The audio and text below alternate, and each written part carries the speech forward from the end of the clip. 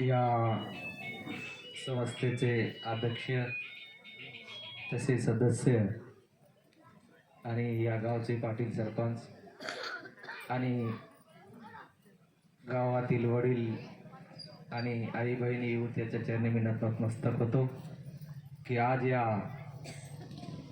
सत्संग 10वा सत्संग सोहळा जे आधीच बाबांच्या ठेवलेला आहे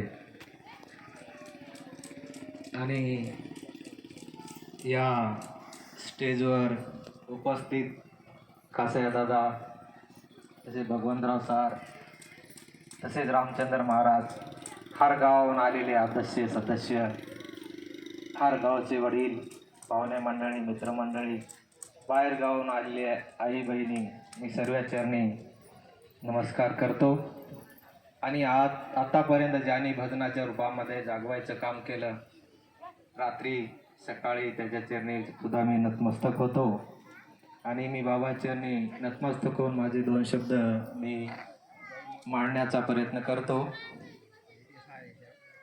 तर आतापर्यंत आपण जर विचार केला ज्याने त्याने आपले फार स्वतःचे महत्त्वपूर्ण त्याच्या जीवनातले त्याने अनुभव मांडले आपल्यासमोर आणि संशयाहून जो अनुभव आहे फार मोठा असते आणि त्यांनी सर्वांना आपल्या जीवनामधले फार महत्त्वाचे अनुभव आपल्या समोर मांडले आणि जे बाबानं दिलेलं ज्ञान ह्या संतानं दिलेलं ज्ञान ते फार अनमोल ज्ञान असते आणि हे ज्ञान सर्वांनाच बाबाजीनं सर्वांनाच प्रसादासारखं वाटलं आणि जे गुरुचं ज्ञान असते मंत्रमूलम गुरुर वाक्य या एकाच गोष्टीचा सर्व सार आहे इथं। तर आपण शॉर्टकटमध्ये जरी बघितलं की दादांना स्वतःचा अनुभव सांगितला एकच वाक्यामध्ये तिरुपती दादानं म्हणले की माझी मामी होती तिने एकच सांगितलं की पटनापूरला बाबाजीकडे जा खाली शॉर्टकटमध्ये एकच वाक्य सांगितलं। खरंच की जे संताचं जे वाक्य असते गुरुर वाक्य मंत्रमूलम हे विश्वास जर असला माणसाचा तर जीवनामध्ये काही जास्त लागत नाही। म्हणून आज हे सत्संग ठेवला आणि माणसाचं जीवन तर मिळणंच माणसाला हे जीवन फार दुर्लभ आहे आणि त्याच्याहून बी सत्संग मिळणं हे आणखीन दुर्लभ आहे म्हणलंय। बहुत जन्माचे अंती होय मानव जन्माची प्राप्ती। आम्ही कोण्या कोण्या यवनीत फिरले कुठं फिरले आपण खूप भाग्यवान आहोत की आज आम्हाला एक माणसाचा जन्म मिळाला आणि तुमच्या आम्हाला एकाला दर्शन झालं आणि त्याच्याहून बी दुसरी गोष्ट तर आम्हाला एक सत्संग मिळाला हे आणखीन खूप भाग्यवान आहे आणि त्याच्यामध्ये बी आम्हाला एक बाबाजी संत आपल्याला मिळाले हे आणखीन आपण खूप भाग्यवान आहोत।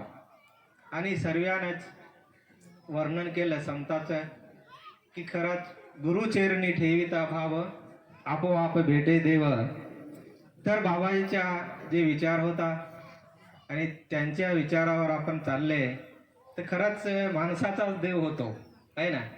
जेवढे बी आतापर्यंत जेवढे बी काही झाले माणसाचे देव झाले ना।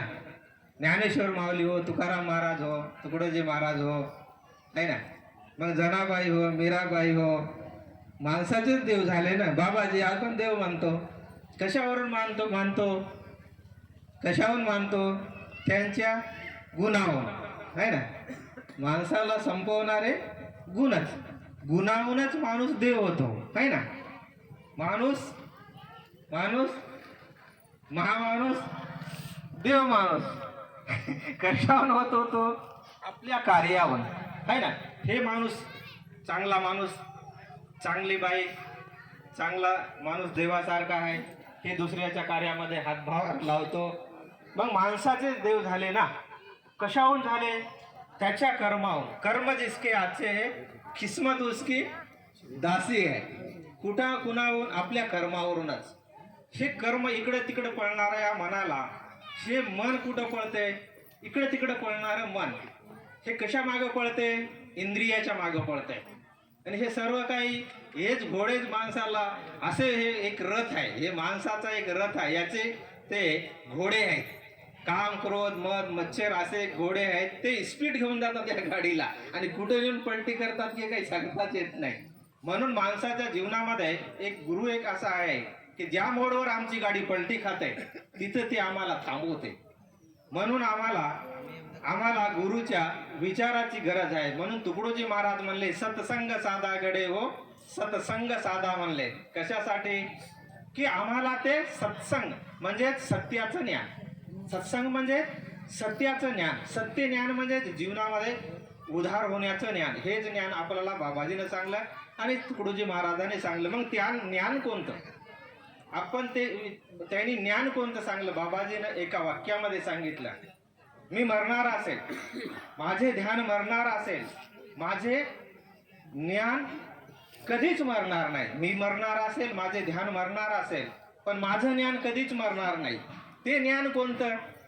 की तेच ज्ञान आपल्याला बाबाजीने दिलं, ते आत्मज्ञान. सर्वांमध्ये ज्ञान मोठं आहे ते आत्मज्ञान है ना.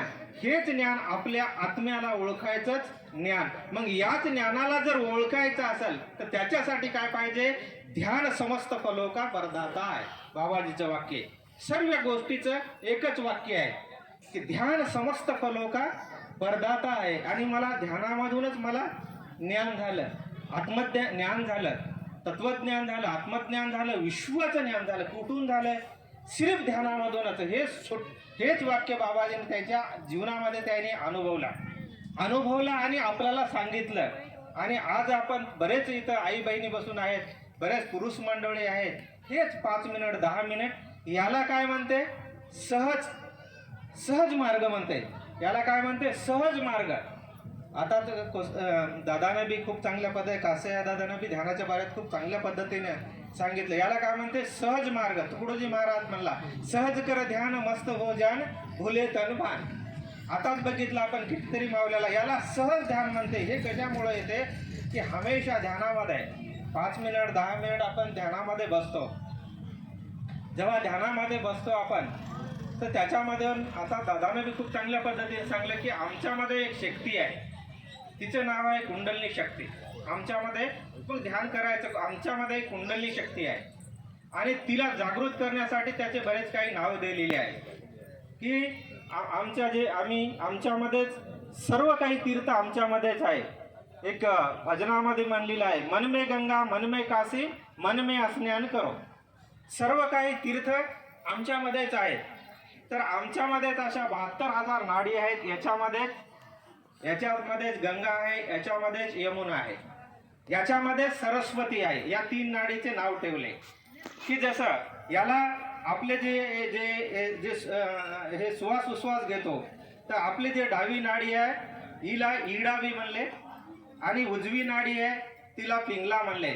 आणि आमच्यामध्ये एक सुषुम्ना नाडी आहे, आमच्यामध्ये एक सुषुम्ना नाडी आहे. जेव्हा आम्ही तिचं ध्यान करतो, कासया दादानं आता सांगितलं की जेव्हा आम्ही तिचं ध्यान करतो आणि ती मूलाधार चक्रापाशी तिथून ते जागृत होते आणि ती आपल्या या 10वे द्वाराला येते, तेव्हा तिला त्रिवेणी संगम, तिला शास्त्रामध्ये हो बाबाजी तिला त्रिवेणी संगम या ठिकाणी गंगा यमुना सरस्वती या तिन्हीचं मिलन होते म्हणते. आणि त्यालाच पापनाशनी सुद्धा म्हणलेलं आहे आणि संतांनी त्याच्यामध्येच आंघोळ केलेली आहे आणि त्यालाच काशी तीर्थ सुद्धा तिलाच म्हणलेलं आहे. तर हेच ध्यानामधून हे एकचित्त होते. आणि दादाने बी आता सांगितलं, कासया दादाने सुद्धा सांगलं, सहज कर ध्यान मस्त हो जान भुले तन भान. थोड्याच वेळामध्ये काहीच त्याला काही लागतच नाही आहे. तर ते कशामुळे होते? अभ्यासामुळे होते. आता हे आई बहिणी आहेत, आपण बरेच पुरुष मंडळी आहेत, ते सकाळ संध्याकाळ ते अभ्यास करायले. तुम्ही काहून की ते वाक्य गुरुचं आहे, गुरुचरिणी ठेविता भाव आपोआप भेटे देव. तुम्ही त्या वाक्यावर विश्वास ठेवले म्हणून ते कुंडलिनी जे शक्ती आहे ते जागृत होते. आणि याच गावाला साधू संत गेले, जनाबाई मीराबाई त्याच गावाला गेले आणि बाबाजीने बी काही ते बाबाजीने सांगितलं की तुम्हाला आम्हाला इकडं तिकडं कुठं फिरायची गरज नाही, आम्हाला काही पैसे द्यायची बी गरज नाही. ईश्वर पैशाने भेटते का? पैशाने भेटते का? पैशाने घेऊ शकतो का? एकूण एकाला उसनी द्यायची वस्तू आहे का? आम्ही पैसे जसे बदल देतो असं काही देऊ शकते का? नाही. तुकाराम महाराज म्हणले तूच आहे तूच पासी परी जागा चुकलासी, ती जागा आपल्याला बाबाजीने दाखवली. त्याने अनुभव घेतले, अनुभव घेऊन आपल्याला ती जागा आपल्याला बाबाजीने दाखवली. कुठं? याच ठिकाणी देवाच्या द्वारी उभा क्षण भरी त्याने चारी मुक्ती साधविला. कुठं द्वार? देवाचं द्वार याच ठिकाणी. ज्या ठिकाणी तुम्ही आई बहिणी कुंकू लावता याच ठिकाणी आपल्याला एक चित व्हायचं, याच ठिकाणी आम्हाला एक चित व्हायचं. देवाच्या द्वारी उभा क्षण भरी त्याने चारी मुक्ती साधविला म्हणलं तर परा पछंती मध्यमा वैखरी, याच्या पलीकडे. आता कसं आहे दादा म्हणलं, याच्या पलीकडे आनंद म्हणजे तिथं काय राहते? सोहम. सोहम आपण घेतो तेव्हा सो होते, सोडताना हम होते. सोहम सोहम बस याच ठिकाणी. म्हणजे तिथं काही नाही. काही जपायचं आहे का? काही म्हणायचं आहे का? काहीच नाही. तुकडोजी महाराज म्हणले हरी नाम घे फुकाचे.